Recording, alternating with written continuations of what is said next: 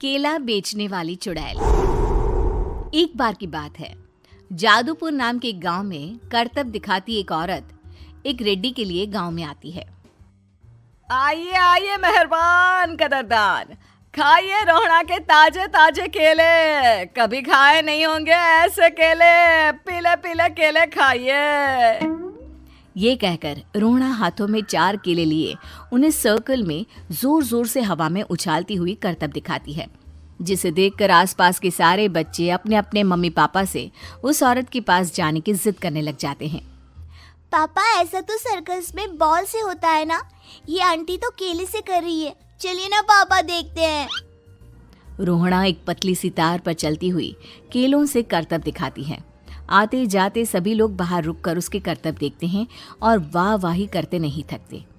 जैसे ही एक आदमी पास आकर उसे पैसे देने लग जाता है, तब वो कहती है, अरे नहीं नहीं साहब, मैं करतब तो बच्चों के मन को बहलाने के लिए करती हूँ। धंधा तो मेरा केले का है। पीछे देखो मेरी रिड्डी, जो भी मेरे केले खाएगा मेरी तरह चुस्त दुरुस्त और तंदुरुस्त हो जाएगा। पता चलता है क्या कि मेरी उम्र 55 की है। अरे पर ऐसे ठंड के मौसम में कोई केला क्यों खाएगा?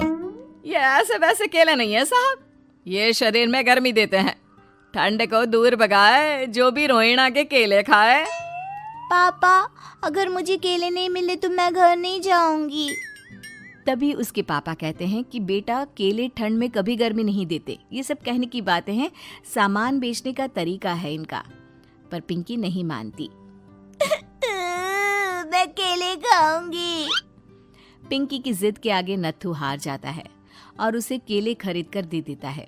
पिंकी खुश होकर केले घर ले आकर खाती है। अब मैं भी करतब करूंगी, कितना मजा आएगा। जादुई केले।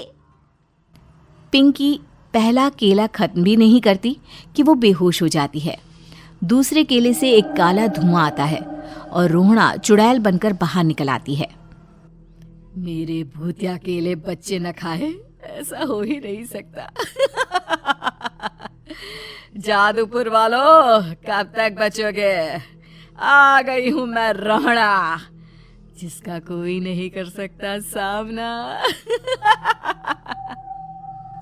रोहड़ा पिंकी को गोद में उठाकर काले धुएं में कहीं गायब हो जाती है। शाम के वक्त नत्थू घर लौटता है और पिंकी को घर में ना पाकर उसकी माँ से कहता है, माँ पिंकी कहाँ है? अरे बेटा, उसे तो तू सुबह करतब दिखाने ले गया था ना, फिर कहाँ वापस आए तुम दोनों? मुझे लगा तू उसे अपने साथ मंडी ले गया होगा। हे भगवान, मेरी बच्ची कहाँ गई? मैं उसे घर ही तो छोड़कर गया था माँ। नत्थू गांव के घर कोने में अपनी बेटी को ढूंढता है, पर उसे वो कहीं नहीं मिलती। परेशान होकर आखिर रो रो कर नत्थू हिम्मत हार कर घर लौट आता है।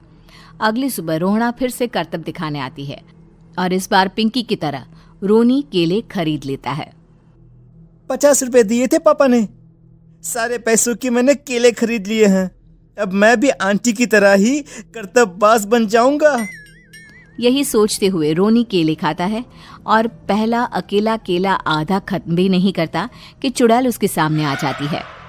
मेरे साथ चलने का समय आ गया है रोनी। ये तो बस शुरुआत है। अब इस गांव के सारे बच्चे धीरे धीरे मेरे कब्जे में होंगे, एक बच्चा भी नहीं बचेगा। ये कहकर रोना रोनी को गोद में लेकर काले धुएं में अदृश्य हो जाती है। इसके बाद हर रोज गांव में से कोई ना कोई बच्चा गायब होता, पर ऐसा क्यों हो रहा है किसी को भी समझ में नहीं आ पा रहा था।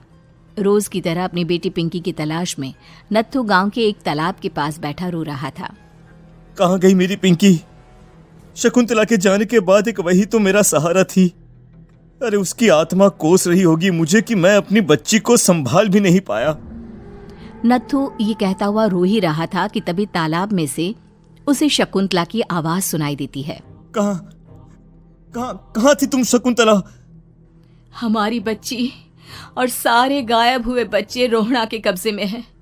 वो बच्चों को जो केले देती है उससे बच्चे बेहोश हो जाते हैं और उसके कब्जे में आ जाते हैं और वो उन्हें ले जाकर काली दुनिया में ले जाती है। पर वो ऐसा क्यों कर रही है? ये मैं नहीं जानती, पर उस दुनिया का रास्ता मैं आपको बता सकती हूँ। जहां ये नदी खत्म होती है वहां एक केले का पेड़ है, उसके नीचे एक दरवाजा है, वहीं से रास्ता जाता है उस दुनिया का। ये कहकर शकुंतला की आत्मा गायब हो जाती है। गांव के सभी लोग झुंड बनाकर उसी रास्ते से काली दुनिया में चले जाते हैं और वहां देखते हैं कि सारे बच्चे वहां काम कर रहे थे। पापा मुझे ले चलो यहाँ से। पापा पापा। सभी बच्चे अपने मम्मी पापा से लिपट जाते हैं। तो तुम लोग यहाँ तक आ गए? क्यों हमारे बच्चों को पकड़ लिया तूने? तुझे शिकार ही बनाना है तो ले, हम सब आ गए हैं, हमें खा ले। नहीं, मुझे बच्चे चाहिए। मेरे बच्चे के बदले तुम लोगों के बच्चे। क्या मतलब?